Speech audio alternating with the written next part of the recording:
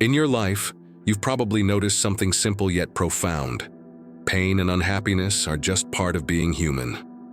The first important truth to grasp is this: suffering isn't some rare or unusual thing. It's natural.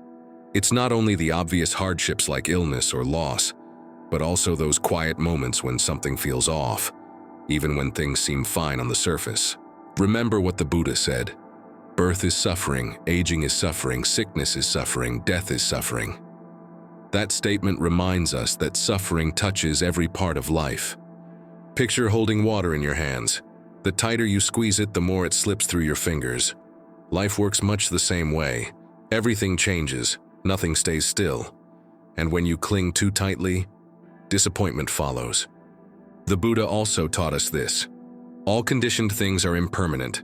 When one sees this with wisdom, one turns away from suffering. Understanding change helps us face life's difficulties with clearer eyes. There's physical suffering, the aches and pains as your body ages. And then there's the kind that comes from change itself, losing something joyful or watching relationships shift. Sometimes it's even deeper, a restless feeling inside about who you are or where you belong. The Buddha said something powerful about this restlessness. The mind is restless, turbulent, strong and unyielding, difficult to control, but it is calmable by practice. That means even when your mind feels wild or unsettled, with practice it can find calm. These layers show us something important. Discomfort isn't a flaw or mistake, it's part of being alive. Now you might ask, why does this suffering exist in the first place? The answer lies in desire, an intense craving that pushes us to chase after things. Pleasures, lasting identity, sometimes even an escape from life itself. The Buddha put it simply: craving is the root of suffering. This craving traps us in a cycle where satisfaction always seems just out of reach, like chasing a mirage across a hot desert. Wanting things to stay the same or hoping problems will disappear keeps us stuck in this endless loop. He warned us, let go of the past, let go of the future, let go of the present, and cross over to the farther shore of existence.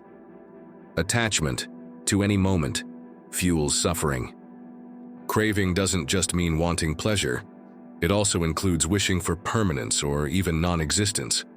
The Buddha said it plainly: from craving arises grief, from craving arises fear.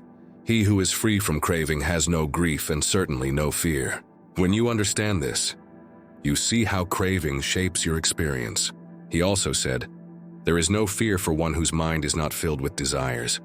These words invite reflection on how your desires link closely with fears and unrest. But here's where hope shines through. The third truth tells us this cycle can end. When longing and attachment fade, peace takes their place. The Buddha declared, there is an unborn, unbecome, unmade, unfabricated. If there were not that unborn, there would be no escape from the born, become, made, fabricated.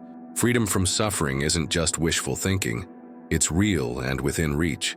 This peace isn't some distant place. It's a calm state where worries lose their power. Think of crossing a river. Once you're safely on the other side, you no longer need the raft. He reassured his followers, Nirvana is the highest happiness. It's a state beyond pain and pleasure alike. And he said this about reaching Nirvana. When one has attained Nirvana, one has crossed beyond sorrow. Finally, the extinguishing of craving is the ending of suffering. That gives you a clear goal. Suffering ends when craving does. To reach this peaceful state, there's a path laid out for you. It's made up of ways to see clearly, live kindly, and train your mind to stay calm and focused. Imagine weaving a strong rope from many threads. Each thread supports the others. The Buddha advised, just as a solid rock is not shaken by the wind, wise people falter not amidst blame or praise. By practicing understanding, kindness, and mindfulness every day, you gradually free yourself from what holds you back. He also taught, one who acts on this noble path without wavering will bring about their own liberation. That means steady effort matters a lot. Remember his words, to understand everything is to forgive everything. As insight deepens, compassion grows naturally. And finally, he reminded us, your work is to discover your work, and then with all your heart to give yourself to it. Walking this path takes your full attention and commitment, but it's worth every step. These truths aren't just ancient wisdom, they're practical tools for today. No matter who you are or where you live, they invite you to look honestly at your experience, understand what causes your pain, see that relief is possible, and follow a path leading to lasting freedom and peace.